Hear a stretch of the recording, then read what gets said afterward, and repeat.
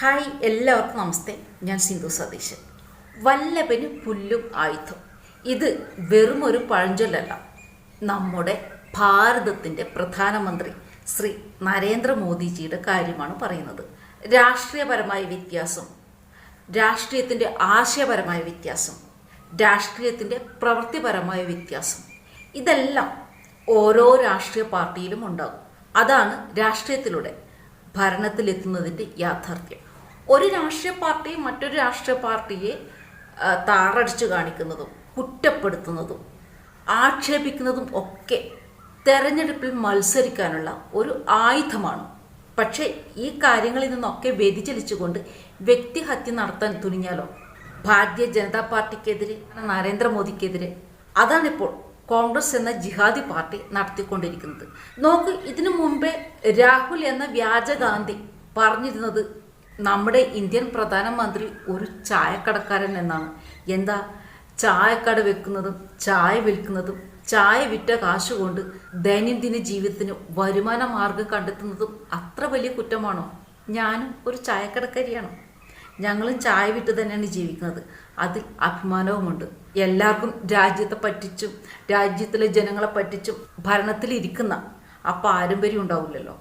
പിന്നെ ഈ വ്യാജ രാഹുൽ ഗാന്ധി നരേന്ദ്രമോദി വിളിച്ചത് കള്ളന്മാരുടെ കാവൽക്കാരൻ എന്നാണ്. ഏത് കള്ളന്മാർക്ക് വേണ്ടിയാണ് നരേന്ദ്രമോദി കാവൽക്കാരനായിട്ടുള്ളത്? അദ്ദേഹം ഈ ഭാരതത്തിൻ്റെ, അതുപോലെ തന്നെ അദ്ദേഹത്തിനെ ഭരണത്തിലെത്തിച്ച് ഭാരതത്തിലെ ജനങ്ങളുടെ കാവൽക്കാരനാണ്, സേവകനാണ്, പ്രധാന സേവകൻ. പക്ഷേ പ്രധാനമന്ത്രി നരേന്ദ്രമോദിക്കെതിരെ എടുക്കുന്ന ഏതൊരാക്ഷേപവും അദ്ദേഹം പലപ്പോഴും തനിക്ക് ആയുധമായിട്ട് പ്രതിപക്ഷ നേതാവിനെതിരെ, പ്രതിപക്ഷ പാർട്ടികൾക്കെതിരെ യുദ്ധം ചെയ്യാനുള്ള ആയുധമായിട്ടാണ് എടുക്കാറ്. അതുകൊണ്ടാണ് വല്ലഭന് പുല്ലും ആയുധം എന്ന് ഞാൻ മുമ്പ് പറഞ്ഞത്.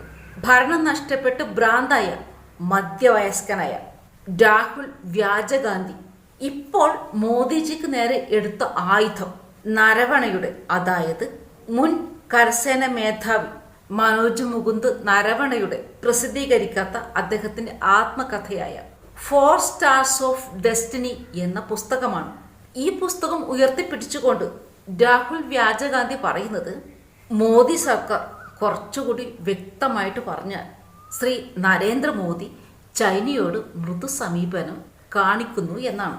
അതായത് കൈലേഷ് റേഞ്ച് കുന്നിലുള്ള നമ്മുടെ ഇന്ത്യൻ പോസ്റ്റുകളിലേക്ക് ചൈനീസ് സൈന്യം അതിക്രമിച്ച് കയറിയപ്പോൾ അന്നത്തെ മുൻ കരസേന മേധാവി നരവണ PLA സൈനികർ ടാങ്കുകളുമായി റൊസാങ് ലക്ഷ്യമാക്കി നീങ്ങിയപ്പോൾ നിർദ്ദേശങ്ങൾക്കായി അദ്ദേഹം, അതായത് നരവണെ, കേന്ദ്ര പ്രതിരോധ മന്ത്രി രാജ്നാഥ് സിംഗിനെയും അതുപോലെ തന്നെ വിദേശകാര്യമന്ത്രി S ജയശങ്കറെയും നമ്മുടെ രാജ്യത്തിൻ്റെ ദേശീയ സുരക്ഷാ ഉപദേഷ്ടാവായ ശ്രീ അജിത് ഡോവലിനെയും വിളിച്ചിട്ടുണ്ടത്രേ. ഞങ്ങൾ എന്താണ് ചെയ്യേണ്ടത് എന്ന് ചോദിച്ചിട്ട് ഏകദേശം 2 മണിക്കൂറിന് ശേഷം നമ്മുടെ പ്രധാനമന്ത്രി ശ്രീ നരേന്ദ്രമോദിയുടെ സന്ദേശവുമായി നമ്മുടെ പ്രതിരോധ മന്ത്രി ശ്രീ രാജ്നാഥ് സിംഗ് തിരിച്ച് നരവണയെ വിളിച്ചെന്നും നിങ്ങൾക്ക് ഉചിതമായത് എന്താണോ അത് ചെയ്യൂ എന്നാണ് പ്രധാനമന്ത്രി നരേന്ദ്രമോദി പറഞ്ഞത് എന്നുമാണ് പറയുന്നത്. സത്യത്തിൽ അങ്ങനെ പറയുന്നതിൽ എന്താണ് ഒരു തെറ്റ്? എവിടെയാണ് തെറ്റ്? ഒരു പ്രതിസന്ധി വരുമ്പോഴും ഒരു പ്രശ്നം വരുമ്പോഴും എന്തെങ്കിലും ഒരു നടപടി എടുക്കാൻ മറ്റുള്ളവരുടെ ആജ്ഞയ്ക്ക് കാത്തിരിക്കുന്നതിനേക്കാൾ ഭേദമല്ലേ നമുക്ക് ഉചിതമായത് നമ്മുടെ രാജ്യത്തിന്റെ സുരക്ഷയ്ക്കായിട്ട് ചെയ്യുന്നത്? സത്യത്തിൽ നിങ്ങൾക്ക് ഉചിതമായത് ചെയ്യൂ, ബാക്കി വരുന്നത് എന്തും നമുക്ക് നേരിടാം, നമുക്ക് ഒരുമിച്ച് നേരിടാം എന്ന് പറയുന്നത് ഇന്ത്യൻ പട്ടാളത്തിന് പരിപൂർണ സ്വാതന്ത്ര്യം കൊടുക്കുകയല്ല ചെയ്യുന്നത്. അതിലെവിടെയാണ് തെറ്റ്? ഇന്ത്യൻ പട്ടാളത്തിന്റെ കർമ്മപഥത്തിലൂടെ രാജ്യത്തിന്റെ സുരക്ഷ കാത്തു സംരക്ഷിക്കാൻ, സ്വതന്ത്രമായി പ്രതികരിക്കാനല്ലേ പറഞ്ഞത്. ഇതിലെവിടെയാണ് മോദിക്ക് ചൈനയോട് മൃദു സമീപനമുള്ളത്? ഇന്ത്യ ചൈന അതിർത്തിയിലെ തന്ത്രപ്രധാനമായ പർവ്വതനിരയാണ് കൈലാഷ് റേഞ്ച്.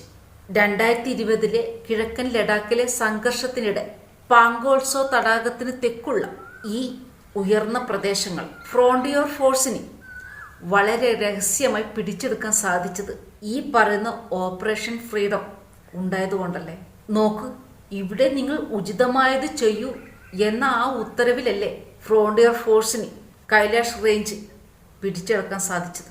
ഒരു നല്ല അധ്യാപകന് മാത്രമേ നന്നായി പഠിപ്പിക്കാനാവൂ. ഒരു നല്ല ഡ്രൈവർക്ക് മാത്രമേ നന്നായി വണ്ടി ഓടിക്കാനാവൂ. ഒരു നല്ല ഡോക്ടർക്ക് മാത്രമേ ഏറ്റവും നല്ല ചികിത്സ നൽകാനാവൂ. ഒരു നല്ല ജഡ്ജിക്ക് മാത്രമേ ഏറ്റവും മികച്ച വിധി പറയാനാവൂ. ഒരു നല്ല പട്ടാളക്കാരന് മാത്രമേ നല്ല രീതിയിൽ രാജ്യത്തെ സംരക്ഷിക്കാനാവൂ. ഒരു നല്ല ഭരണാധികാരിക്ക് മാത്രമേ രാജ്യം നന്നായി ഭരിക്കാനാവൂ. ഇന്ത്യൻ കരസേന മേധാവി മനോജ് മുകുന്ദ് നരവണെ നല്ല ക്യാപ്റ്റൻ ആണ് എന്നുള്ള ഒരു ആത്മവിശ്വാസത്തിലായിരിക്കില്ലേ പ്രധാനമന്ത്രി നരേന്ദ്രമോദി നിങ്ങൾക്ക് ഉചിതമായത് ചെയ്യൂ എന്ന് പറഞ്ഞിട്ടുണ്ടാവുക? അതെങ്ങനെയാണ് ചൈനയുമായിട്ടുള്ള മൃദു സമീപനമാകുന്നത്? അതെങ്ങനെയാണ് നരേന്ദ്രമോദിക്ക് ചൈനയുമായുള്ള മൃദു സമീപനമാകുന്നത്? നമ്മുടെ പട്ടാളം, ഇന്ത്യൻ പട്ടാളം അത്രയും കഴിവ് കെട്ടവരാണോ? അവർക്ക് ആത്മവീര്യമില്ലേ? ധൈര്യമില്ലേ? ശത്രുക്കളോട് പൊരുതാൻ, ശത്രുക്കളോട് യുദ്ധം ചെയ്യാൻ, ശത്രുക്കളെ വിജയിച്ചു വരാൻ? നല്ലൊരു ക്യാപ്റ്റനോട് നിങ്ങൾ ഉചിതമായത് ചെയ്യൂ എന്ന് പറയുന്നതിൽ എവിടെയാണ് തെറ്റ്? നന്നായി ഭരിക്കുന്നവനെ ഭരണ പ്രതിസന്ധിയിലാക്കാനും പ്രതിരോധത്തിലാക്കാനുമുള്ള വെറും ഒരു നാലാം കിട രാഷ്ട്രീയ ആയുധമാണ് രാഹുൽ വ്യാജഗാന്ധി. നരവണയുടെ പ്രസിദ്ധീകരിക്കാത്ത ആത്മകഥ 4 സ്റ്റാർസ് ഓഫ് ഡെസ്റ്റിനിയിലെ ചില ഭാഗങ്ങൾ ഉയർത്തിക്കാട്ടി വെറുതെ ബഹളമുണ്ടാക്കുന്നത്. ഭാരതത്തിലെ വൈദേശിക ഭരണം എടുത്തു കളഞ്ഞ ഭാരതത്തിലെ ജനങ്ങളെ പറ്റിക്കാൻ ഇനി വ്യാജഗാന്ധിമാർ ഒരുപാട് ഓടേണ്ടി വരും. ഇന്ത്യയുടെ ഭരണഘടനയുടെ പുസ്തകം കുറേ നാളായിട്ട് രാജ്യസഭയിലും ലോക്സഭയിലൊക്കെ ഉയർത്തിക്കാട്ടി ഇപ്പോൾ മടക്കി വെച്ചിട്ടുണ്ട്. ഇനി കുറച്ച് നാളത്തേക്ക് ഈ നരവണയുടെ പുസ്തകത്തിൻ്റെ കുറച്ച് പേജുകൾ കുറച്ച് നാൾ ഉയർത്തിക്കാട്ടും. മടുക്കുമ്പോൾ അതും താഴെ വെക്കും. ഇന്ത്യൻ രാഷ്ട്രീയ കുരുക്ഷേത്ര ഭൂമിയിൽ അധികാരമോഹ ഭ്രാന്തെടുത്ത് അശ്വത്ഥമാവിനെ പോലെ ഇനിയും രാഹുൽ വ്യാജഗാന്ധി ഭാരതത്തിൻ്റെ നാനാഭാഗത്തേക്കും ഇനിയും ഒരുപാട് ഓടേണ്ടി വരും. ഈ ഓട്ടം ഒരിക്കലും അവസാനിക്കാത്ത ഓട്ടമായിരിക്കും. ഇത് കാലം ഒരുക്കി തരുന്ന വിധിയാണ്. മറ്റൊരു നല്ലൊരു വീഡിയോ ഇടുമ്പോൾ എല്ലാവർക്കും